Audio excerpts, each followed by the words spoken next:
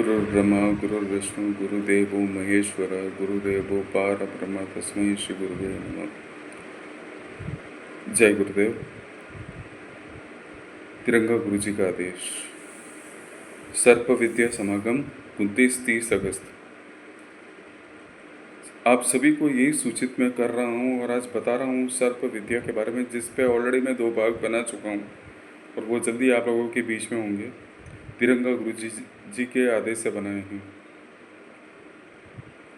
आसाम मयोंग, जो कि एक प्रदेश है, कामाख्या से थोड़ा दूर है, वहाँ एक बहुत प्राचीन समय की एक विद्या है जो आज तक कोई नहीं जानता। मयोंग के बाहर वो विद्या कभी आई ही नहीं, क्योंकि वो माया नगरी है। वहाँ एक बार जो भी गया, या तो वो स्त्री बन गया, या तोता बन गया, या मैना बना दिया, या कुत्ता बनाकर वहाँ पाल लिया गया, या तोता बना करके पिंजरे में कैद कर दिया गया। गुरु मच्छिंद्र नाथ जैसे परम योगी और आदिनाथ को भी इन लोगों ने बंदी बनाया था, और ये बंदी से छुड़ाने के लिए खुद गुरु गोरखनाथ जैसा ही कर्मनिष्ठ योगी ही इस विद्या को काट सकता है, बाकी कोई नहीं काट सकता। भानुमति पिटारा के नाम से जाने वाली ये विद्या किसी ज़माने में सांप उतारने में, विष उतारने में काम आती थी। सांप को अंधा करना, सांप को बधिया करना, सबसे बड़ी बात सर्प को मुख बधिर करना, मतलब वो पुकार भी ना सके, उसको स्तंभित कर देना, उसका वध करना। वध तो नहीं किया जाता, मूल रूप से उसको अंधा कर दिया जाता है, उसे सम्मोहित कर दिया जाता है, उसको स्तंभित किया जाता है।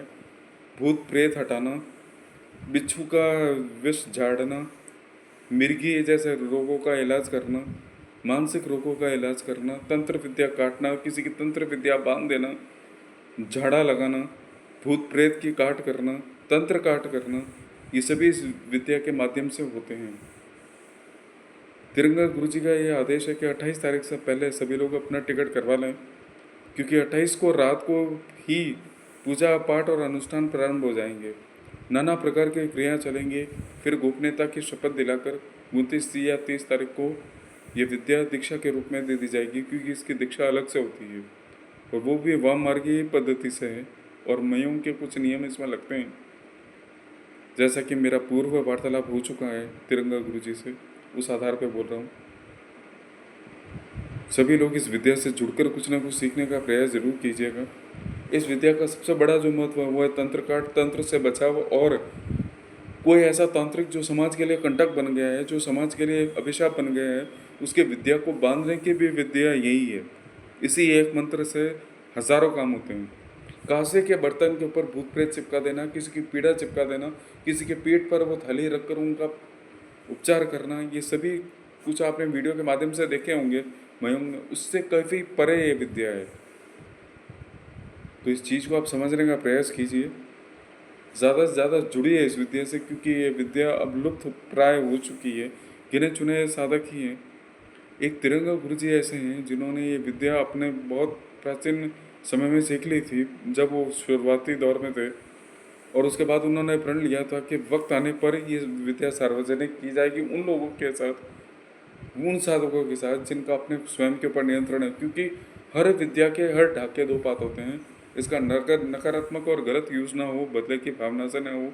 ये सारी शपथ आपको उस दिन दिलाई जाएगी। पहला, मंत्र गुप्त रखना है, हर एक को विद्या देनी नहीं है, बतानी नहीं है। दूसरा, इसका गलत प्रयोग कभी नहीं होगा।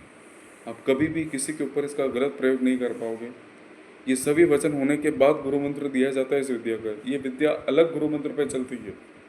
ये दीक्षा ही पूर्ण रूप से अलग है, आसामी दीक्षा होगी, उसमें आसामिस्ट मंत्र ही चलेंगे सारे। लेकिन इसमें एक मंत्र से कई काट होंगे। स्तंभन, मारण, मोहन, वशीकरण, उच्चाटन सब कर सकते हो। षटके षटकर्म हो जाएंगे, लेकिन मूल रूप से वशीकरण को काटना है। इससे जो कोई भी वशीकरण का काट नहीं कर पाता। वशीकरण एक ऐसी विद्या की जिस पे एक बार चला दी जाए उसे हटा पाना भी मुश्किल है, वो भी इस विद्या से सुगमता से हो जाता है, अगर इस चीज़ को आप ठीक से समझे तो। इसलिए आप लोगों को 28 तारीख से पहले अपनी टिकट करवा लेनी है, यानी 26 और 27 तक, ताकि 28 से पहले आप पहुँच जाएँ वहाँ पे। एक दिन में आपको पहुँच जाना है। ये ऋषिकेश और वहाँ के समागम में होगा, उत्तराखंड में। आप सभी लोगों से मेरा ये रिक्वेस्ट है, एक बार अपने जीवन को एक चांस दें और कुछ नया सीखने का प्रयास करें। तब तक के लिए जय गुरुदेव। ओम श्री गोरक्ष। तिरंगा गुरु जी का आदेश।